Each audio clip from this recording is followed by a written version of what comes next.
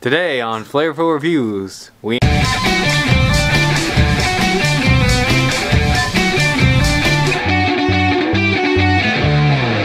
Welcome everyone to episode 65, 95. Plus 30. How did I screw that up? It was in my brain, 95, said 65. Because you know you're going to die at 65 and it just cripples you every day. Yeah, dang it. Heredity. Anyways, we have some books to review. Surprisingly, no Age of Ultron. What's up with that? What? I did not agree to this. What? The MIDI, you guys! Well, maybe we'll throw it in anyways. Did you guys see the Wolverine I put in the last video? You guys don't even watch the video. I lived it. Got us. Anyways, first book we're going to review. Let's do number 2 of that Guardians. I was going to say Justice League. Guardians of the Galaxy, number Deuce. This book is still awesome. Book's pretty good. I'm loving this book. I mean, there's like, you know, like fights. Essentially... The dialogue is hilarious at times. Yeah. Without... It's serious enough, but still has the kind of humorous edge to it. What was that word you used there? Vizirian? I don't even know. I don't know. I don't know, there's some weird words you just used I there. say a lot of weird things. Anyways. We'll look at the footage after. That was a weird But thing. okay, so this book is they're trying to protect Earth from the Badoon, and then they're also showing the council meeting that they had where he was like, "Hey, can anyone attack Earth?" And then the Asgardian chick's like, "Nah, don't attack Earth." And he's That's like, my place. "He's like, okay, Don't you nobody do that." attack Earth." Tee-hee. And the Badoon guy's like... Tee-hee. And then he's like, No, you're Stop gonna doing find out! Stop laughing! Yeah. and then it's just like, passing Can notes I to just each other. say that whole little meeting, even though it was just talking heads, I still found it the most interesting part of the Yeah, book. that's your favorite part. It's pretty good. It's so well written, especially the part where he's like, "All right, so Earth, they're the only person who's like taken away Galactus. They're the only person the Watcher's been to Multiple times. He's like, Watcher, what are you doing? Has Watcher been to any of your planets? I didn't think What's so. he doing? What's going on here? Watcher. They don't even have space travel yet. What is this? Why is this planet so important? Look, Earth number 1. Earth Yeah, number sure. 1. It's just nice to deconstruct the whole essence of the Marvel universe and just be like, yeah, why is Earth this Yeah. special? Like, It's good. why? What's up with that? So, what I really liked was like the battles and how clearly you're able to see the battles, and there's like clear arc to the battle. There's some storytelling, some high points, low points, and it's good. Jokes? And then you have Groot. He's like growing in the thing, and you're just like, come on, grow. And Rocket Well, Raccoon, he's just taking out all his rage, just murdering people. Yeah, I love it where he's like, boom, you're dead, boom, you're dead. And then continues on the You're dialogue, but he has motorized. to say, yeah. And then he's like, oh, how do you do the self-destruct? They're like, no, I'm not telling you. He's like, alright, I'll figure it out myself. I He did figures it. it out. Oh, Rocket Oh, Raccoon. murderized you. I love Murder Rocket. Let's just You say, murder art in Rocket. this book is fantastic. All the Yeah. spaceships, Dude, everything. This book is awesome. I was not expecting this at all. Dude. I was ready to write this book off after the Marvel, the Whoa. .1, whatever. Oh, yeah. But it's good. I'm saying I was wrong. Yeah, I'm wrong a lot, but been I'm everyone wrong this at. time too. But yeah, It's no, good. this is a perfect example of a veteran writer, Brian Michael Bendis, and veteran artist coming together and just making Clear idea of what they want to do. making And beautiful stuff. I'm like in love with this book right now. So you need to pick it up, It's very good. and I will pick up multiple copies. Just cause. All Why not? featuring baby covers. Yes. Yes. Up next, we have East of West number 2. That's right, Jonathan Hickman's Magnum creator-owned opus, East of West. Still don't know what's going on. still sort of convoluted. Yeah. Still doesn't have that clear of a picture. And the writing was so like, Hickman? so I don't know, out there. You know when they say to show and not tell? I could have used a little tell, honestly. You could It's like, man. Like, they put enough interesting things into the first book that could have drawn you in a little more. Second book, yeah, there should have been a little more exposition, kind of chronicalizing where's this thing's gonna go. I think Nick put it the best. The world is interesting. It's just being bogged down by all these like weird kind of It's like ways. fluffy, poetic kind of exposition. That It's doesn't like really do it's like a anything. dog that's like this big, and you're like, man, this dog is like crazy. And then you like give it a bath, and it's like actually this big, and you're like, that's so small. It's like 90% fluff, dog. Pretty much. But that being said, like, I mean, the world is really cool. Yeah. I'm just having a hard time jumping over that. Like, I'm liking the characters. There's a lot of metaphors where I'm just like, what? Like, he's like, hey, what did a cat say to another cat? And he's like, meow. And he's like, okay. Like, the biggest thing of What? this book is it feels like, at his core, he just wanted to write a book about Horsemen of the Apocalypse, and then he had a hard time figuring out how he's going to, like, encapsulize and characterize it. He's like, I'm just going to use Western tropes, but they're not going to be very good. Like, old-time Western, whatever, cowboys. I don't need, like, an old oil baron being, I don't know, a main character in this book. It just feels a little silly. Also, how they go through all the presidents or whatever until they can find one that suits their needs.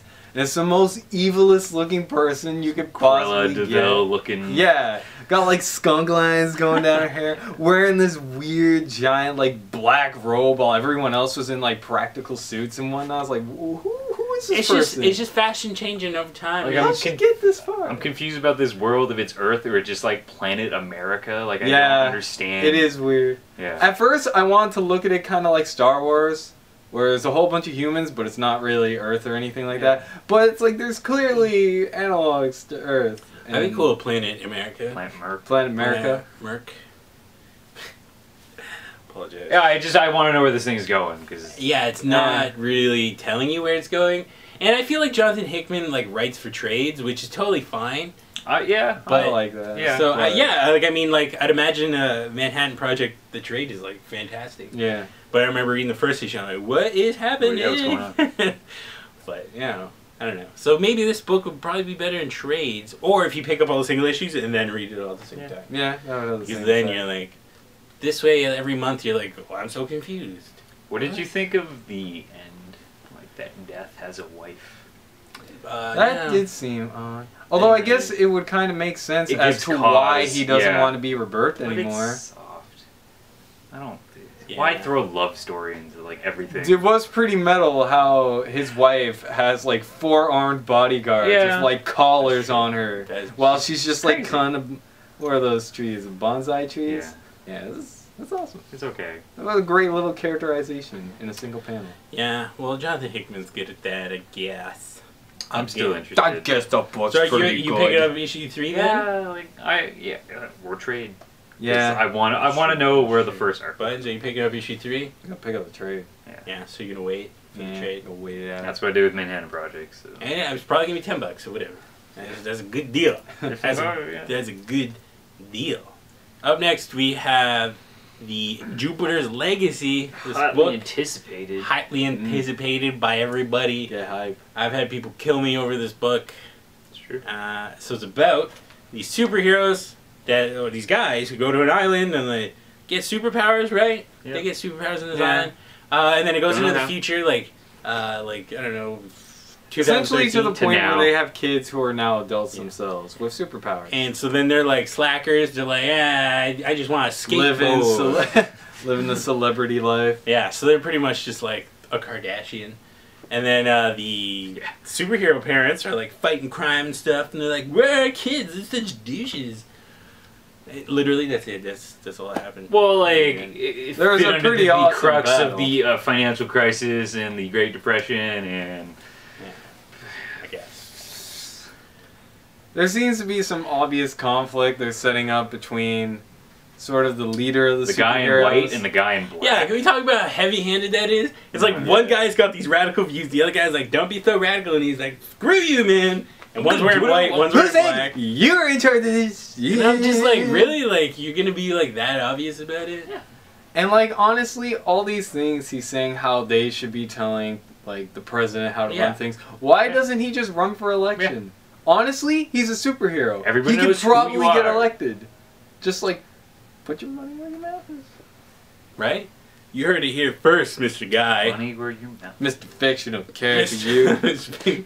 You listen here. But yeah, no, nothing really happened in this. I mean, Mark Millar's writing is like usually pretty good. But I'm getting really sick of his little trick of taking superheroes and putting them in mundane situations. Yeah.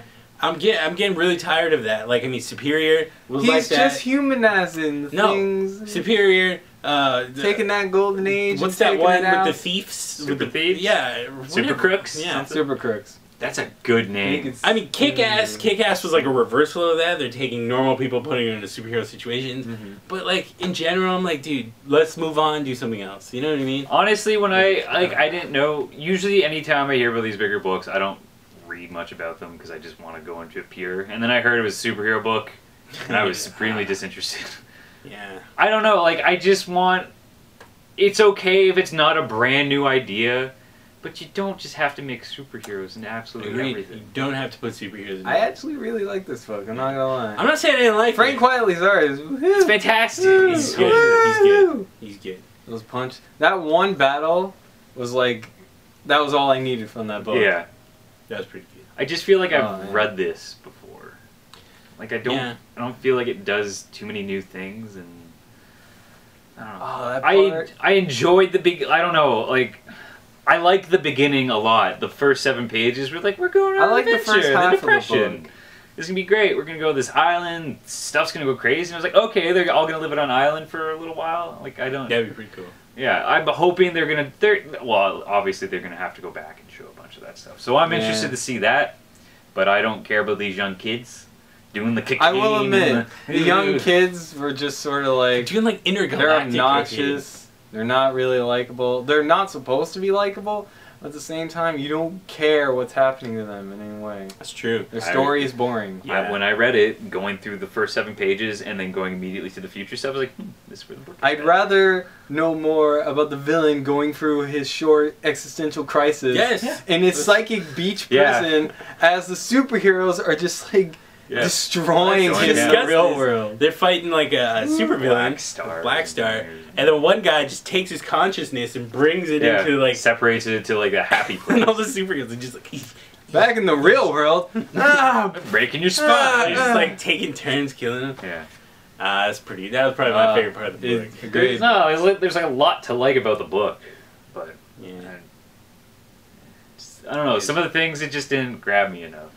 Well, I will admit, I doubt the book's going to go in that direction for the whole thing. It's probably just going to focus on the kids, and in that case, and it ends on a weird cliffhanger where they introduce that one character on the cover, the chick in pink. Yeah. 2 pages. And she's like, does international or intergalactic cocaine, and then just passes out. And you're supposed to be like, oh my god, I want to read more, but no. She's on the cover of the book. I actually don't want to read more because you just introduced this character. Now she honestly, if she's dead, who cares? Who cares? Show me more of the other. I actually care more about that guy who wanted to like do some chick in the bathroom than this one random person.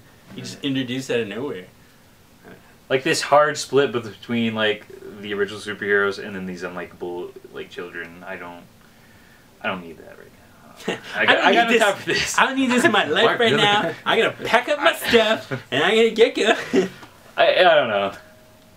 I'm interested, but not excited, I guess. Yeah. We have reached the end of episode 95. That's right, the end.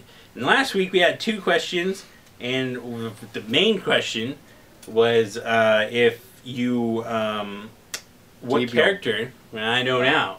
What character, B-list character, has the coolest backstory ever? Really, not the bread one? Oh. There was a bread one, but no one answered it because people. There's a conspiracy behind this bread thing, right? People don't. They're all silent. You know.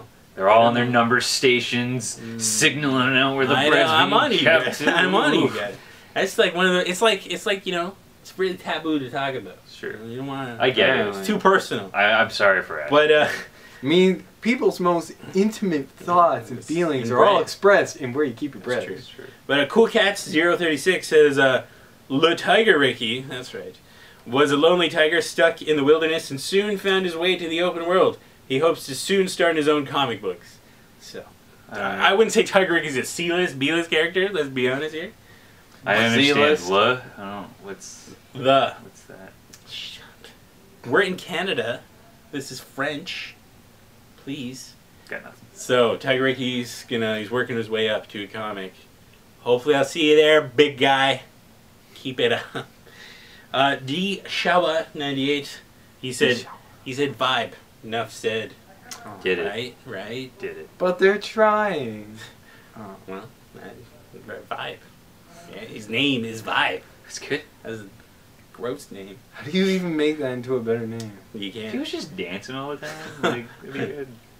But JM Soccer Review says the cast of the TV show Finding Bigfoot are by far my favorite B-list or C-list characters. They have magical powers that let them have access to vital Bigfoot information, such as their tendencies and their primal language, and they have never even found one. Incredible. Yeah. These people, the most like, they just have no They have luck. a psychic link to the Bigfoot, They can't find but they still, They're- they've never actually seen one. I think they talk to know it in their dreams. They want to find it, but if they do find it, then what was it all for? What if Yo, it's not up to their That's true. expectations? Then the show would be done. What if Bigfoot's like Littlefoot? Like, he's just a small guy. He's like a just really no, he's a really big guy, but his feet are really He's small. like, and what it's have just- we done? You're like your feet, and he's like has really bad like balance issues because his feet are so small. That's why I can't find him, because he's always falling over. It's like, you're looking up, and then, like, this, like, where is he? Look down, actually. So Brent J. Keller says, I don't like plastic, man. No. He's not plastic. Although a man, he might be better suited to stretchy or pulley man. Or even bendy guy. But plastic? Like, An elongated man is just fancy title for crap. Ouch. Flavorful sauce. See? Thank you for that. So, this guy really hates plastic, man. Jeez. I like I bendy like guy plastic. You wanna be Bendy bendy guy. guy? Bendy guy's hilarious. I'm pretty sure that's what Brian Michael Bendis calls himself. He's like, I'm bendy guy. And he walks around conventions dressed as bendy guy. But nobody knows who he is because he's in costume.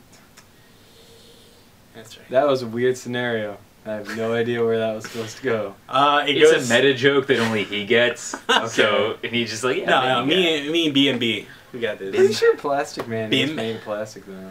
Why is it so stretchy? Plastic's like pretty hard. I'm pretty sure plastic can be stretchy though. Name one stretchy plastic product. You know what? Yeah, you got me. Yeah, you Plastic did it, Brent J. Keller. bags. Mm. You can Yeah, stretch- but I mean that's you like, can kinda but stretch it. then they don't stretch back. So it's like you just stretch it. You know. Just like my Yeah. patience with you guys right now. Could you excuse me for a moment? Whoa, sorry, Buns. We're obviously not wanted here. Jeez. All right. And oh, look at this. This one person answered our bread situation. Ah. Breadpool. Yes, that's who I wanted to answer that 187. question. He says, I keep my bread very close to my heart. I'm a Aw. bread kind of guy. So that's all I need to know. Thank you. Yes. Yeah. So, That didn't answer the question. so technically he doesn't keep it in his fridge. No. Unless his heart is really cold, which is possible. Right? I get it. He likes his bread soaked in his own blood. And finally, Spilsbury, 1947, says Super Mario puzzles me. He's like the most A-list character ever. Anyways, he says he's a plumber who crawls through human waste for a living, but always comes up smelling of roses. Princess Peach has the hots for him despite his luck of size, which she remedies with a magic mushroom. Furthermore, Peach enjoys roleplay, i.e. being chained up by a big angry tortoise and allows her boyfriend Mario to save her. Whoa, man. My childhood's been destroyed. I don't see any problem with it. Yeah, no. Nick like dresses up as Mario. As a short guy, I empathize with the plight of Mario. I also crawl through poop. And how do we know he doesn't smell terribly? That's They haven't right. invented Yeah. smell of it. Maybe Peach likes that. She's like, She's into that. So I'm gonna make a cake. You've been on the job again? a time for a total wipe video. Just like, Whenever he actually takes a shower, he's like, oh god, I need to get him in the sewers again. so then she gets kidnapped on Exactly. purpose. Again, Clever. that poop. Buns has solved the problem of Mario. There you go. That's that. But this week, our question is if you could construct any kind of place, Psychic yes, happy place. psychic happy place to bring these villains while they get their butts handed Or bring to them. yourself to. Yeah, Just to like, relax. Bring yourself to. It could be like What's your happy place? Yeah, what's your happy place? It could be like Happy Gilmore, where it's like his grandma winning all that money, and then like a midget in a cowboy hat, like driving Girl with a jug of That's a beer. good Yeah. analogy. the beer. What's your happy place, Nick? Feel the corgis. Feel the stories. Like, Running. are you like walking on the corgi? I'm like prancing through the field with them, and they're like They're just like They're just beside you jumping at barking. they're just like ha ha ha. They're jumping and they're like torpedoes flying at Nick. He's like, yeah. What's up, torpedoes? He's like, oh yeah, yeah. Yeah. Oh, right in the face. What Yeah. about you, Buns? Oh, gee, I don't know if I can top that corgi cannon. No, you don't have to top it. It's just your. It's happy what makes place you for it. happy, Buns. It's what makes you happy. Riding a blue whale on fire. That'd be Like Metal Gear Solid 5? Yeah. Bugs wants to be on that trailer. He's just surfing. Just riding through, just over the planet. Looking down on people. It's on fire, but I'm still cool. I'm okay with that. It's like your Falcor. Yes. Yes. Fire whale. Perfect. I like that. Ricky? My happy place would be a hell of corpses, surrounded by blazing death metal. That's good. No, I don't know. I don't know. It'd probably be, you know, some type of place where every comic I write gets published. Yeah. That could where all your dreams come true. Yeah, right. Hopefully. One day. All right, everyone. So we'll see you next week for episode 96 of This House. On 3, 1, 2, 3. Flavourful Sounds.